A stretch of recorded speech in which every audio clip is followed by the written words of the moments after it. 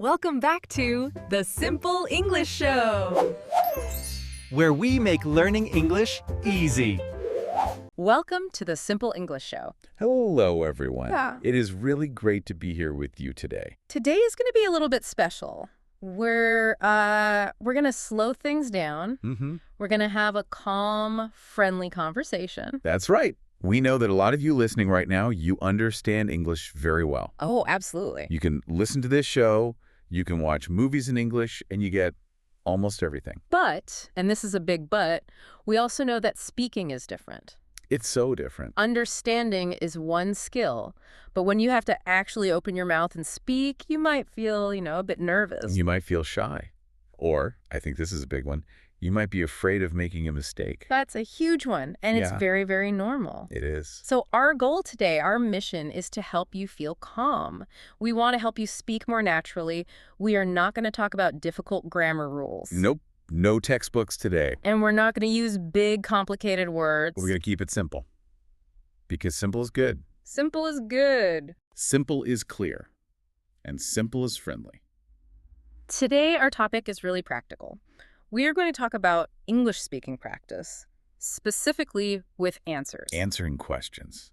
It sounds so basic, doesn't it? It does. It sounds like the first thing you learn. But actually, answering a question is probably the most common thing you do in a conversation. Yeah, think about it.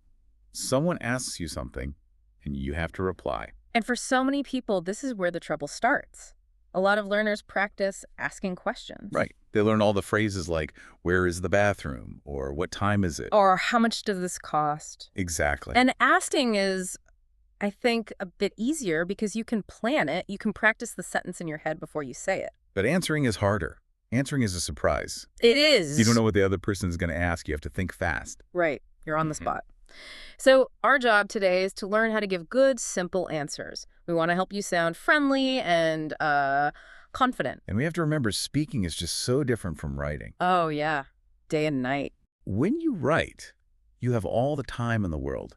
You can check your spelling. You can check your grammar. You can delete a sentence and start over. But speaking is live. It's happening right now. You can't erase your words. It's more relaxed, but it also feels much faster. It does. I like to think of a conversation like a game. You know the game of catch? Yeah, like throwing a ball back and forth in a park. Exactly. Yeah. So imagine a conversation is a game of catch. I have a ball. I throw it to you. That's the question. Okay, so I've caught the ball. Now you have the ball. You're holding it. What do you do next? Well, I have to throw it back to you. Exactly. You have to throw it back. If you just catch the ball and hold it, what happens? The game stops. The game stops. It gets awkward. Everyone is just standing there. Waiting for me to do something. Or if you drop the ball, the game stops. And the answer is how you throw that ball back. I like that. If you throw it back nicely, we can keep playing. We can keep the conversation going. So today, we're going to look at how to throw that ball back properly. We'll look at short answers, then some longer answers. And we'll also look at how you can practice this all by yourself. This is going to be so helpful. So let's start with the first big idea. We need to talk about a very, very common mistake. This is a mistake I hear all the time. We call it the one-word trap. The one-word trap. That sounds a little dangerous. It is. For a conversation, at least. It's what happens when someone asks you a question and you answer with just one word. Usually yes or no. Right. I think we should demonstrate this. Show everyone what it sounds like. Good idea. Let's do it. Okay, I'll be a friendly person trying to start a conversation with you. And you just answer me with one word. Ready? I'm ready. Hi there. Do you like coffee? Yes. Uh. Okay, let's stop. Yeah, stop. How did that feel for you? It felt very awkward. Really uncomfortable. It did, right. It felt like the conversation just hit a brick wall. Totally. You asked a nice, friendly question, and I gave you the correct answer. Yes is correct. It's correct, grammatically, but it's just too short. It completely stops the flow. And to be honest, it feels a little bit unfriendly. I know you're not trying to be rude, and I know our listeners are kind people. Of course. Yeah. Usually people do this because they're nervous. They just want to give the right answer as fast as possible. They're afraid to say more. But to the other person, it really sounds like you don't want to talk. Or like you want the conversation to end. Right. And it makes the other person, in this case me, work way too hard. Yes. In that little role play, I said yes. And now the pressure is all on you. You have to think of a brand new question right away. I have to do all the work to keep it going. So, we need to fix this. We need a strategy to escape the one-word trap. We call this one the yes, I do strategy. This is the very first step to giving better answers. And it's so simple. Tell us how it works. Okay, so you don't need to invent a whole new sentence. You don't need any difficult vocabulary. All you do is you repeat a little bit of the question. You're kind of like a mirror. You just reflect the grammar that they gave you. Exactly. Let's try that coffee example one more time. Ask me the same question. Do you like coffee? Yes, I do. Oh, that is so much better. It is, isn't it? It's still short, but it sounds polite. It sounds complete. Yes, I do. It tells me you heard the question properly and you're giving me a full answer. And this is really all about listening. You have to listen carefully to the first few words of the question. The first word is the key. If the question starts with do, your answer will usually end with do or don't. So, for example, do you like pizza? Yes, I do. What about, do you play tennis? No, I do not. Or even better, no, I don't. Okay, so what if the question starts with are? Well, then the answer will probably use am or are. Let's try one. Are you tired today? No, I am not. That sounds really nice. Instead of just a flat no, saying no, I am not sounds so much softer. It is softer. It's more gentle and more polite. Okay, let's do another one. Is it raining outside? Yes, it is. Perfect. Is it raining? Yes, it is. You're just taking the grammar from the question to build your answer. It's so easy. It's like a great safety net. Yeah. You know, a safety net catches you if you fall. So if you're nervous, you don't have to think of new words. You just listen for that helper verb. Do, is, are. Or will, or can. Let's try will. Will you go to the store later? Yes, I will. Okay, and can you swim? Yes, I can. It's actually very easy once you get the hang of it. So the main point here is that you do not need big, complicated words. You just need to finish the thought. Right. Don't fall into that one-word trap. Throw the ball back gently. Yes, I do. No, I am not. Exactly. Okay, so yes, I do is good. It's polite. It's correct. But sometimes, we want to have a longer conversation. Right. Yes, I do is polite, but it's still kind of a stop answer. It answers the question, but it doesn't really invite more conversation. It doesn't give me any new information to work with. Exactly. So now we need to move to the next level. We call this the +1 rule. The +1 rule. I love this rule. It might be my favorite rule for learning to speak English. It's incredibly powerful, but it's also very, very simple. So how does it work? The formula is super easy. First, you give your basic answer like, yes, I do. Okay. Then you add one detail, just one small piece of extra information. Just one small piece, so I don't need to tell my entire life story? Oh, no, please don't do that. Just one extra sentence is perfect. And this gives the other person something to catch, going back to our ball game analogy. Exactly. If I just say, yes, I do, the ball is very smooth. It's hard to catch. Right. If I add a detail, it's like putting a little handle on the ball. It makes it so much easier for you to grab it. Let's demonstrate the difference. First, let's do the boring version without the rule. Okay. Ask me about my weekend. Did you have a good weekend? Yes, I did. Okay. So that was polite, but now I'm stuck again. I have no idea what to say next. I have to ask another question like, what did you do? It feels like an interview. It does. It's too much pressure on me. So now let's try again with the +1 rule. Same question. Okay. Did you have a good weekend? Yes, I did. I went to the park. See, I went to the park. That's the +1. That's the detail. And what immediately happens in your brain when I say that? Well, instantly, I have new questions. I want to ask, which park did you go to? Or was the weather nice? Or who did you go with? Exactly. I gave you a topic. I gave you a hook. By adding that little detail, I'm inviting you to continue the conversation. It makes everything so much easier. It feels like we're working together. Let's do a little more practice with this. We can use some topics from daily life. And for everyone listening, you can try to think of your own answer in your head. Good idea. Let's start with food. Everybody loves talking about food. Okay, I'm ready. Question. Do you cook at home? Sometimes. I make pasta on Sundays. That is a perfect answer. The basic answer is sometimes. The detail, the +1, is I make pasta on Sundays. And now you know something new about me. You know I probably like pasta. You know I cook on Sundays. It's specific, and specific details are always more interesting. Okay, let's try a work topic. I know a lot of our listeners use English for their jobs. Good one. Okay, do you like your job? Yes, I do. The people are very nice. Beautiful. The people are very nice. That is such a simple sentence. It's not complex grammar at all. Not at all. Subject, verb, adjective. The people are nice. Oh. But it makes the answer feel real. It sounds sincere. Okay, one more. Let's do one about feelings, maybe about stress. Okay. Are you busy today? A little bit. I have a lot of meetings. I have a lot of meetings. That simple detail explains why you're busy. And notice, everyone, that the detail can be very, very simple. I didn't say I have a strategic alignment meeting regarding the quarterly finance report. No, please don't say that. That's too hard, and it's also boring. I just said I have a lot of meetings. Yeah. Simple words are almost always the best words. And this helps you, the speaker, too.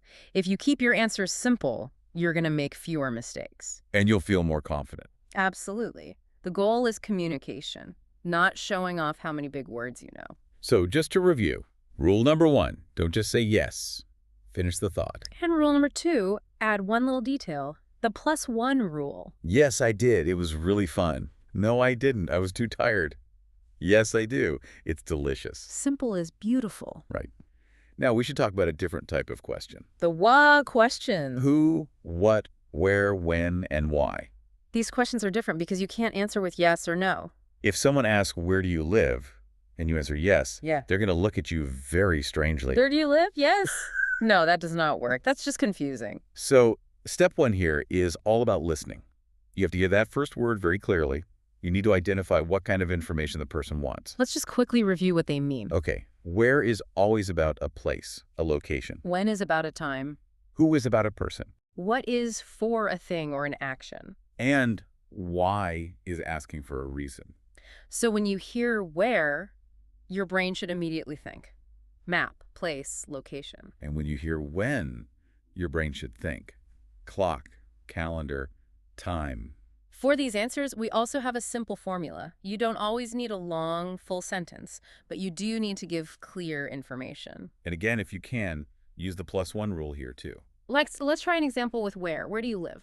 Okay, so option A, which is too short, would be London. That's okay. I mean, it's not wrong, but it's a little cold. It's another conversation stopper. Right. Now, option B, which sounds much more natural, I live in London, near the river. Ah, near the river. That's a lovely detail. It helps me picture it in my mind. It's the +1 rule again. Exactly. Okay, what about a when question? When do you wake up? A good answer would be, I wake up at 7 a.m., usually. Simple, clear. Or you could say, I wake up at 7 a.m. because I have a dog. Oh, that's a great answer. You added a little reason there. Now, here's a big problem that a lot of learners face. It's very real. What's that? Sometimes someone asks you a question and your mind just goes blank. You don't know the answer immediately. Or you know the answer in your own language, but you can't find the English word for it. It's stuck. And this creates silence. And for a learner, silence can feel really scary. You start to panic. You think, oh no, they're waiting for me. I'm too slow. So we have a trick for this. We call it the thinking time trick. I love this one. Native speakers do this constantly. When we need a moment to think, we don't just stay silent. We make little sounds or we use filler phrases. And these phrases are like a signal to the other person. They say, I heard you. I'm thinking. Please wait 1 second. A really common one is, that's a good question. Oh, that's so useful. It's polite and it buys you time. Exactly. If someone asks, what's your favorite movie of all time? And you can't think of one, you just say, that's a good question. It gives you 3 or 4 seconds to search your brain. Another really good one is, let me see. Let me see. Yeah, that sounds so natural. It's like you're literally looking for the answer in your mind. Let me see. Or even just a simple, well. Well is a classic. You can stretch it out. Well. So for everyone listening, please use these phrases. It is absolutely okay. If you need time, don't just freeze up. Say, let me think. It actually makes you sound more fluent, even though you're just buying time. It does. It keeps the connection open. Remember our game of catch? Yes. Using a filler phrase is like holding the ball for a moment, but you're smiling at the other person so they know you're about to throw it. That's a perfect way to think about it. You're not dropping the ball. You're just holding it for a second. Okay, so we've learned a lot of different pieces here. We have the yes, I do. We have the +1. We have the thinking time. Now I think it's time to put it all together. Let's do a practice scenario. A full, complete dialogue. Okay. Let's pretend we're meeting for the very first time. Maybe we're at a party or in a coffee shop. I'll start the conversation, and you can be our new friend. Okay. I will try to use all the tips we've talked about. Full answers, adding details, and listening carefully. Perfect. Here we go. Hello. How are you today? I'm good, thanks. And you? I'm doing well, thank you. My name is Host. What's your name? I'm Expert. It's nice to meet you. Nice to meet you, too. So where are you from? I'm from New York, but I live here now. Oh, wow. New York is a big city. What do you like to do for fun? Let me see. I like reading. I just read a really good book yesterday. That sounds nice and relaxing. It is. Do you like reading? Yes, I do. I love adventure books. That's great. Okay, and scene. Let's stop there. That was a really smooth conversation. It felt easy, right? It didn't feel like a test. It just felt like two people chatting. Let's break that down a bit. We should explain why that worked so well. First, the greeting. I asked, how are you? You said, I'm good, thanks. But then you added a really important phrase. I said, and you. And you. This is the easiest way in the world to return the ball. If you just answer and stop, the pressure is on me again.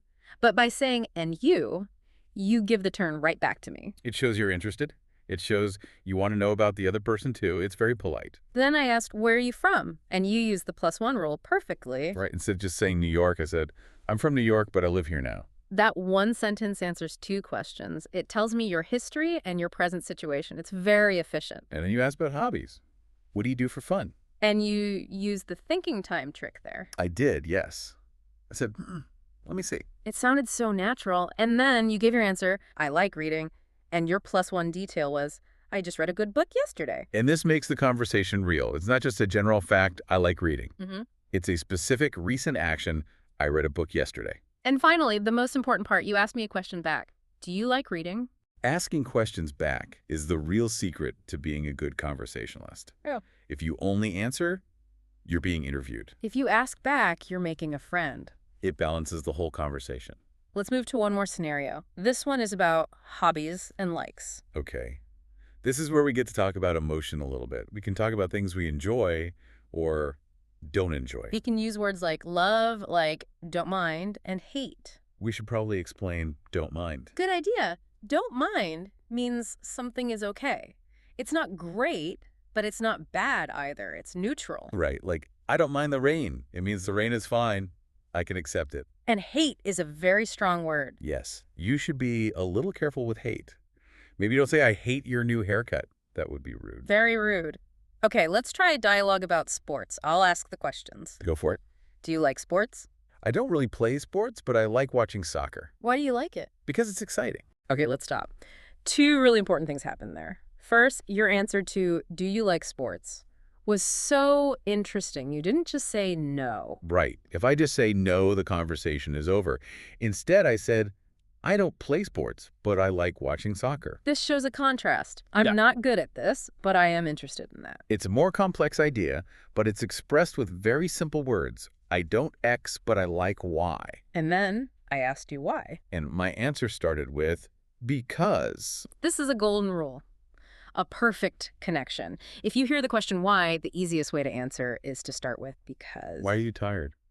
Because I worked late last night. Why do you like that restaurant? Because the food is amazing. And you don't even need to say, I like it because. You can just start your answer with because. It's totally natural in spoken English. It saves time. And the grammar is much simpler. Now, we need to talk about something that's maybe more important than all these rules. We need to talk about confidence.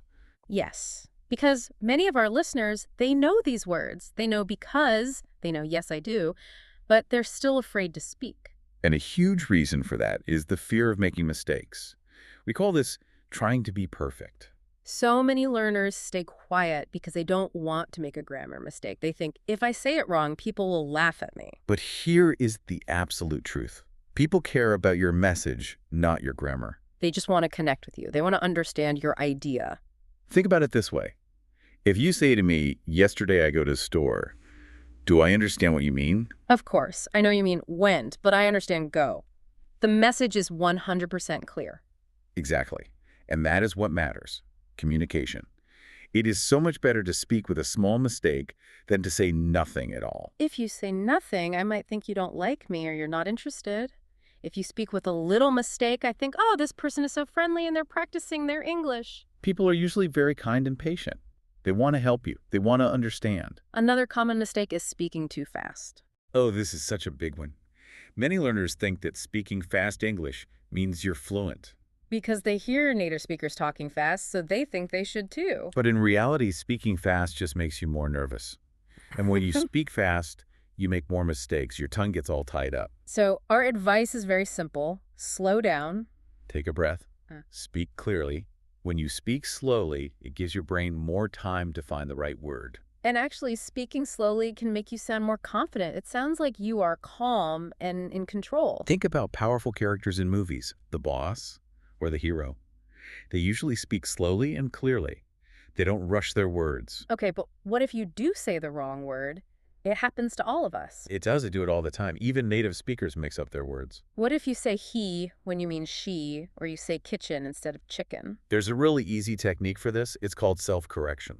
And it's so easy. You just say, sorry, I mean, and then you say the correct word. Let's do a quick example. Yesterday, I ate a big plate of kitchen. Sorry, I mean chicken. That was perfect. You didn't panic. You didn't stop the whole conversation. You just calmly fixed it and moved on. The phrase sorry, I mean, is magical. You should memorize it. I have two sisters. Oh, sorry. I mean, two brothers. Doing that shows that you're aware of your own speech. It's actually a sign of a very good language learner. So please don't be afraid of making mistakes. Just learn how to fix them gently and keep going. Okay, we've talked a lot about how to answer other people. But what if you're alone? How can you practice this? That's a great question. Maybe you don't have an English-speaking friend nearby.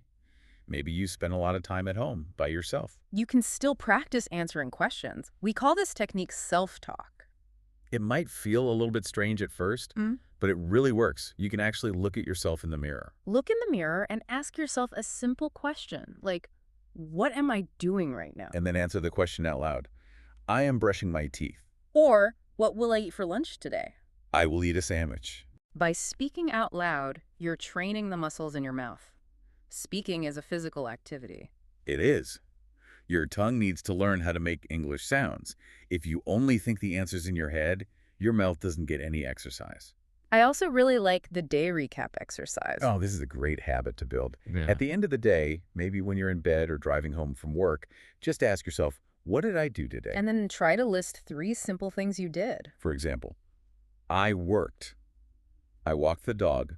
I watched TV. It's great practice for using the past tense. I cooked dinner. I called my mom. I felt happy. If you do this every single day, it helps you start thinking in English more automatically. And then when you finally meet a real person and they ask, what did you do today? You'll be ready. You'll have practiced the answer 100 times in the car. That's the goal. Preparation builds confidence. Okay, let's just quickly summarize the main points we learned today. We covered a lot of important ideas. First, avoid the one-word trap. Please don't just say yes or no. Use the yes, I do strategy. Repeat that little helper verb. Second, use the wonderful +1 rule. Always add one small detail to make your answer more interesting. Yes, I did. I went to the park. Third, listen carefully for the way words. Who, what, where, when, why. And if you need time to think, use those filler phrases like, that's a good question, or, let me see. We also talked about using and you to keep the conversation going, to throw the ball back. And finally, and maybe most importantly, slow down. Don't worry about being perfect. Just focus on sharing your message. Learning to speak English is a journey. Some days are going to be good, and some days are going to be hard. But every single time you open your mouth and try to speak, you are getting better. Speaking is a muscle. You have to use it to make it stronger.